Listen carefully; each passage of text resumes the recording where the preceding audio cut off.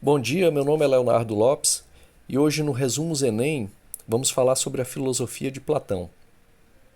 Tem alguns outros vídeos no canal, vou deixar na descrição a playlist principal e lá tem outras aulas de Platão com vários temas, mas o de hoje é basicamente, vamos tratar aqui de um diagrama que vai mostrar quais as principais ideias, quais os principais conceitos que um estudante que quer estudar Platão para o Enem deve procurar. Porque às vezes a dificuldade é essa, por onde começar? Então esse diagrama que a gente vai trazer hoje, ele tem os principais pontos que você deve estudar em Platão. Quer dizer, tudo que você deve estudar em Platão, pelo menos a base para fazer as questões do Enem, está aqui. E nesse sentido, então, o diagrama ele fica um pouco extenso. Os outros vídeos do canal eles são mais resumidos porque trata-se de pontos específicos, né? Por exemplo, a gente tem um vídeo aqui no canal que trata sobre o mito da caverna de Platão. Então o diagrama é menor.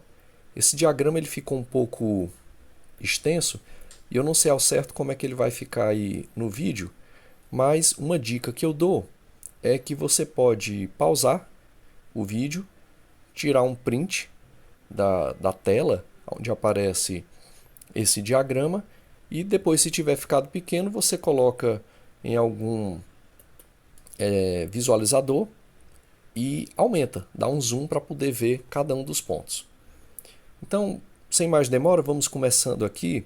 O diagrama então é a filosofia de Platão, como eu disse, são os principais pontos. Diferente dos outros vídeos, eu não vou me deter aqui em explicações muito longas, são explicações, basicamente eu vou ler e fazer uma breve explicação, porque o objetivo do vídeo é justamente esse, dar um norte para o aluno que quer começar a estudar Platão, lembrando que Platão cai bastante no Enem, e você quer começar a estudar Platão, não sabe por onde, e aí aqui você vai ter um norte. Então o diagrama está dividido em várias cores. Vamos começar por essa cor aqui, que é a cor roxa, que fala da teoria das ideias de Platão. Ele tem duas subdivisões. A primeira diz que são modelos eternos e perfeitos das coisas do mundo sensível. Então, basicamente, a teoria das ideias de Platão é o ponto mais alto da filosofia de Platão. Toda a filosofia de Platão pode ser resumida na sua teoria das ideias, porque a teoria das ideias explica todas as outras ideias. E as ideias para Platão, que fazem parte do mundo inteligível, que são acessadas pelo logos, pela razão, elas são eternas. Elas não são verdades, ideias criadas a partir de um momento histórico, a partir de uma circunstância, de um fato temporal. Elas são eternas, elas sempre existiram e elas sempre vão existir. Por exemplo, vamos pegar uma ideia qualquer, a ideia de cadeira, por exemplo. A ideia de cadeira, ela é eterna. Se todas as cadeiras do mundo deixarem de existir, ainda assim a ideia existirá, porque ela é eterna e perfeita. O outro ponto aí, ainda na cor roxa, diz que é a distinção, a teoria das ideias, entre o mundo sensível, as aparências e o mundo inteligível das ideias. Então, a teoria das ideias ela faz essa distinção entre dois mundos. É o que a gente chama de dualismo platônico. O mundo sensível, que é o mundo da matéria, que é o mundo do devir, ou seja, da mudança, e que é aparência, é ilusão, é cópia, não é o verdadeiro mundo. Ele é uma cópia de um mundo real, verdadeiro, eterno e inteligível, ou seja, um mundo que pode ser acessado pela razão, que são as ideias, que são as formas perfeitas. Bem, o outro ponto aí está numa cor azul e é a dialética e conhecimento. Também tem duas divisões. Primeiro diz que a dialética é o método filosófico para acessar o mundo das ideias. Basicamente, a dialética, se a gente dividir a palavra dialética, dia tem a ver com dois e lética tem a ver com logos, ou seja, é um logos feito a dois. É um diálogo, na verdade. É a partir do diálogo que a dialética acontece. Nem todo diálogo gera dialética, mas sem diálogo, sem duas pessoas no mínimo, não há como ter dialética. E a dialética é justamente esse modo de acesso ao mundo das ideias. É um processo de questionamento e descoberta da verdade. O Platão vai tirar isso aqui de Sócrates, que era o seu mestre, lembrando que Sócrates ele saía andando pelas ruas e questionando as pessoas. Ele perguntava, por exemplo, para um juiz, o que é a justiça? Ou ele perguntava para um artesão, o que é a arte? E a partir dessa pergunta, o que é, a pessoa ia tentando resolver e ia se enredando em várias contradições. E o Sócrates ia então apontando essas contradições até que a pessoa chegava num ponto chamado ignorância socrática, que era aquele ponto do famoso só sei que nada sei. Quer dizer, a pessoa entendia que Sócrates fez uma pergunta e a pessoa não conseguiu dar a resposta. A partir daí, esse era o chamado método maiêutico de Sócrates, a partir daí a pessoa começava o processo de filosofar, que Platão reestruturou como sendo a dialética. Indo para o terceiro ponto aí, ele está numa espécie de cor verde claro, né? O mito da caverna está dividido, veja aí pelo gráfico aí, em 3 partes. Então, primeiramente diz que o mito da caverna é uma metáfora para a busca do conhecimento pelo conhecimento verdadeiro. O mito da caverna, ele está na obra A República, no livro 7. Basicamente, você tem lá, já indo aí para o outro ponto dos símbolos, né? Você tem uma caverna, onde nessa caverna você tem prisioneiros que observam sombras. Então ele observa, por exemplo, a sombra de um agricultor passando.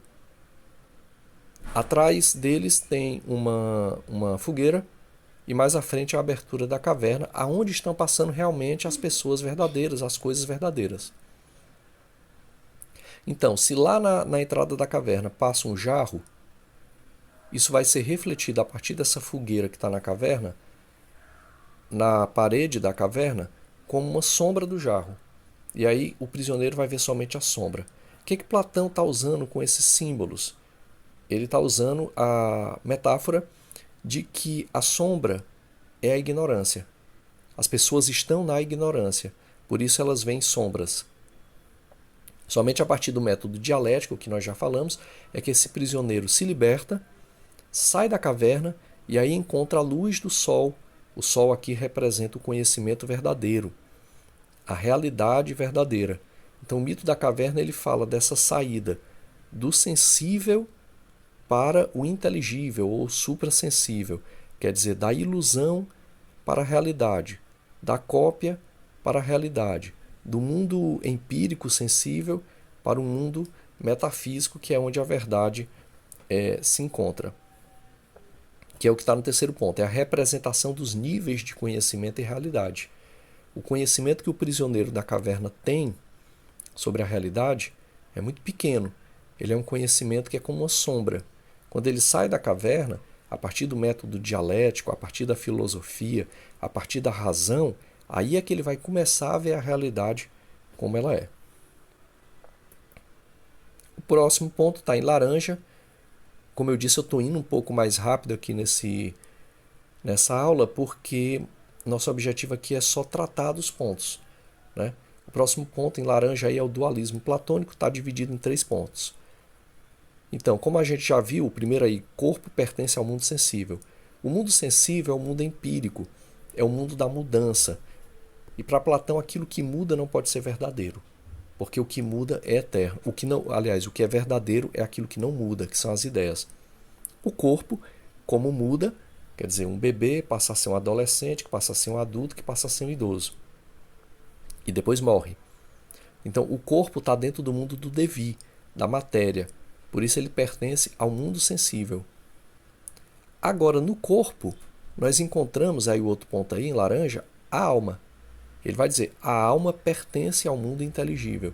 Ou seja, a alma, ela participa do corpo. Mas a alma também participa do mundo inteligível, que é o mundo das ideias, é o mundo das formas, que em grego significa eidos. Então, nesse sentido, a alma ela está mais ligada à razão, ao eterno, do que aquilo que é passageiro. Último ponto aí do dualismo platônico: o verdadeiro conhecimento vem da alma. Basicamente é isso. Alma para Platão é racionalidade. Nós não podemos ter conhecimento a partir do corpo, porque o corpo faz parte do mundo da mudança, faz parte do mundo do devir. Por isso ele é ilusão, é cópia. Mas no corpo nós temos a alma, e a alma participa da razão, participa das ideias, das formas perfeitas e eternas. Por isso, todo conhecimento verdadeiro vem da alma, não do corpo, para Platão. Prosseguindo aí no nosso gráfico, a gente tem a alegoria do Sol. O Sol, primeiro ponto aí, amarelo, né, tá em amarelo, ele é a representação do bem. A ideia principal para Platão é a ideia do bem. A ideia do bem é a ideia que ilumina todas as outras ideias. Nenhuma ideia pode ser completamente verdadeira se ela não for iluminada pela ideia do bem. Então, assim como o bem ilumina todas as ideias, o Sol ilumina tudo que existe. Por isso que o bem é representado por essa alegoria do Sol, lá do mito da caverna, em que o prisioneiro, quando sai da caverna, ele encontra o Sol. Prosseguindo aí, ainda em amarelo, a alegoria do Sol nos fala que ilumina e dá existência ao conhecimento e ao mundo inteligível. Ou seja, o Sol, lá do mito da caverna, que representa a ideia do bem, ele ilumina o conhecimento. Ou seja, o conhecimento ele só é conhecimento verdadeiro para Platão se ele for regulado a partir do bem. E esse bem, que é a ideia principal, que é a ideia primeira, ela faz parte do mundo inteligível, que não é um mundo visível, é um mundo invisível, abstrato dos conceitos da razão. É o mundo da razão. E esse mundo da razão, ele é o mundo onde encontramos a ideia do bem. Último ponto aí, em amarelo, da alegoria do Sol, a comparação, né, do bem com o Sol. Já falamos sobre isso. Indo aí, seguindo aí o nosso diagrama, agora a famosa alegoria da linha dividida de Platão. Está dividida em 2 pontos. A linha dividida é uma metáfora para os níveis de conhecimento. Para Platão, o conhecimento, que ele também chama de epistemologia, é uma passagem do mundo sensível, empírico, dos sentidos que enganam, para um mundo da razão, para um mundo das formas. É onde nós temos aí o outro ponto também, que é uma hierarquia dos objetos do conhecimento, das sombras ao mundo das ideias. Aqui basicamente se remete ao mito da caverna. Ou seja, é uma hierarquia onde o primeiro conhecimento é o conhecimento sensível, é o conhecimento do mundo material. Mas o conhecimento não pode se esgotar aí, porque aquilo que é material é do mundo do devir, é do mundo da mudança.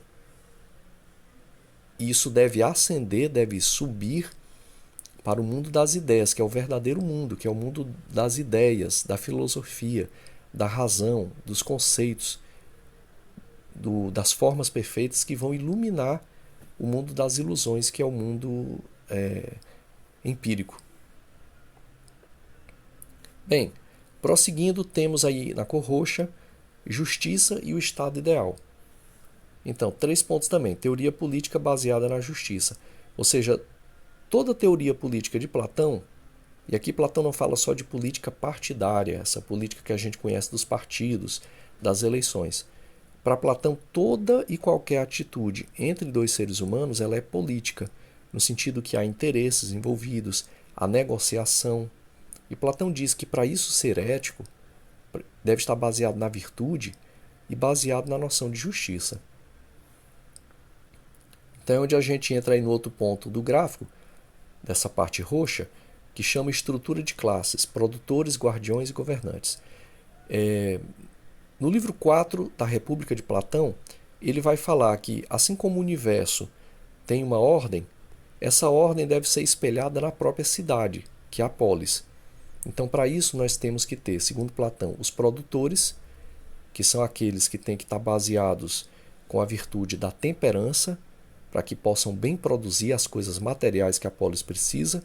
Temos os guardiões ou soldados, que devem ter como virtude a coragem e a honra, para que eles possam defender a cidade. E temos os governantes, que redundam no chamado rei filósofo, cuja virtude é a sabedoria, que deve governar todos os outros. Isso também se faz no nível social, como também se faz na alma individual de cada pessoa. Na alma de cada pessoa há sabedoria, coragem e a parte apetitiva, que é a parte dos desejos. A harmonia ocorre no momento em que a razão governa essas outras partes da alma. Porque se a razão não governar essas outras partes da alma, a parte da alma que diz respeito à coragem, se não for governada pela razão, pode gerar o tirano. E a parte apetitiva dos desejos, se não for governada pela alma, pode gerar os vícios ou o desejo desenfreado pelo lucro, que pode levar ao sistema político chamado plutocracia, que é o governo baseado nas riquezas. Prosseguindo aí ainda com a cor roxa, cada classe com função específica para a harmonia social, ou seja, para Platão, cada uma dessas classes, produtores, guardiões e governantes, devem interagir racionalmente para que então eles possam promover a justiça dentro da polis. Teoria da reminiscência. Está aí numa cor azul, mais ou menos, lilás. É o conhecimento como lembrança de ideias da existência anterior. Ou seja, conhecimento como lembrança. Para Platão, toda vida que a gente conhece alguma coisa, na verdade nós não estamos conhecendo nada novo. Nós estamos reconhecendo alguma coisa anterior. Então, todo conhecimento para Platão é uma lembrança. E aí é onde entra o outro ponto, que ele vai dizer que relaciona-se com a imortalidade da alma. Para Platão, a nossa alma ela é imortal, é eterna. Então, antes de nascer, a nossa alma, como era eterna, não teve um início propriamente, ela sempre foi, ela teve acesso às ideias eternas.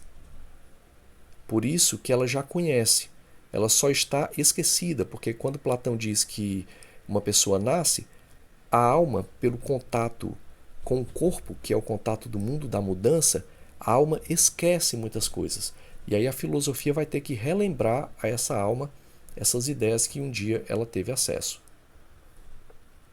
É onde está aí no diagrama, na cor verde, a virtude e a educação. Então, a educação como meio de desenvolver a virtude. Como falamos então, a alma é eterna. Ela já teve acesso às ideias antes do nascimento. Só que no nascimento, com o contato com o corpo, a alma vai esquecer. E aí é preciso o processo de educação para fazer com que essa alma se lembre. E aí lembrando a vocês, como a ideia do bem é a ideia fundamental, a alma tem que se lembrar da ideia do bem, a partir da educação. Então, na medida em que a educação vai fazendo com que essa alma lembre da ideia do bem, vai desenvolvendo a virtude. E o que é a virtude? É o comportamento ético das pessoas entre si. É o caráter que Platão chama. Prosseguindo, o último ponto aí da virtude e educação, na cor verde, conduz a alma ao conhecimento das ideias, especialmente a ideia do bem. Foi isso que falamos. A educação em Platão, ela faz com que a alma vá ascendendo das coisas materiais para as coisas imateriais, invisíveis, abstratas, conceituais, inteligíveis, cuja última é a ideia do bem. E aí, encontrando a partir da educação a ideia do bem, se desenvolve a virtude, a temperança, a coragem, a honra, a honradez, a sabedoria. E a partir dessas virtudes você pode ter a sua parte ética desenvolvida e aí a sua própria parte de conhecimento e política. Vejam que em Platão tudo está relacionado. Ética, política, arte, e no fundo tudo remete à sua teoria das ideias. Por isso que nós começamos a aula falando sobre a teoria das ideias. Por último, está aqui uma espécie de cor marrom, influência e crítica aos sofismas. Platão tinha grandes inimigos na sua época. Os principais eram os sofistas. Então havia, como diz o primeiro ponto, oposição de Platão aos sofistas. Quem eram os sofistas? Os sofistas eram professores itinerantes que iam de cidade em cidade ensinando o processo de retórica. O que era retórica? Era a boa argumentação. Aonde deveria ser utilizada essa boa argumentação? Na ágora. O que era a ágora? Era um local onde a sociedade ateniense, formada pelos cidadãos atenienses, que em geral eram os homens que fossem nascidos na polis, na cidade grega, né? Eles ali então desenvolveriam argumentações em torno dos interesses da cidade. Podia ser um inimigo que estava prestes a atacar a cidade, podia ser um bairro que precisava de uma mudança no curso de água para facilitar a agricultura naquele bairro, qualquer coisa. Poderia ser qualquer coisa relativa à cidade e ao bem comum. Mas para isso as pessoas tinham que argumentar, tinham que usar da palavra, tinham que usar do logos. E os sofistas ensinavam isso. Indo aí para o outro ponto, ainda na cor espécie de cor marrom, críticas ao relativismo e à manipulação da verdade. Platão criticava os sofistas porque os sofistas eles diziam que a verdade era relativa. Eles podiam ensinar qualquer coisa a qualquer pessoa dependendo de qualquer interesse. Por exemplo, se a pessoa queria fazer tinha um interesse de algo negativo, que não fosse virtuoso, os sofistas ensinariam essa pessoa como manipular a argumentação e conseguir os seus objetivos. Platão não aceitava isso, porque ele dizia que o conhecimento não é relativo, mas o conhecimento é a partir das ideias eternas. Uma outra crítica de Platão é que os sofistas manipulavam a verdade. Ou seja, para eles o que era verdade hoje poderia não ser amanhã. Então, era de acordo com o interesse da pessoa que estivesse pagando as suas aulas. Eles ajustavam o discurso, relativizavam o discurso a partir da necessidade que a pessoa tinha. Isso era chamada retórica. E Platão ia contra isso, porque, como diz o último ponto aí, para Platão havia uma busca pela verdade absoluta. Ou seja, a verdade para Platão não pode ser negociada, não pode ser manipulada. A verdade são as ideias. As ideias estão para além do mundo da ilusão, que é o mundo empírico, o mundo que nós vemos, tocamos. A verdade faz parte do mundo do conceito, do mundo da filosofia, do logos, e ela é eterna, ela é absoluta, por isso ela não pode ser manipulada como os sofistas faziam. Bom, pessoal, esses foram os principais pontos, como eu disse, que um aluno tem que saber para conseguir fazer alguma questão de Platão. Eu procurei deixar o vídeo o mais curto possível, não é possível, ele acaba passando de 20 minutos, porque são muitos pontos, mas eu garanto a você que se você olhar com cuidado aí todos os pontos desse diagrama, você vai ter um mapa para saber como começar a estudar Platão. Como eu disse no começo, ficou um pouco extenso o diagrama, porque são todos os pontos de Platão. Mas o que você pode fazer é dar um print e depois, a partir desse print, pela imagem formada, você pode fazer com que haja o zoom. E aí você vai ver todos os pontos. É isso, bons estudos a todos.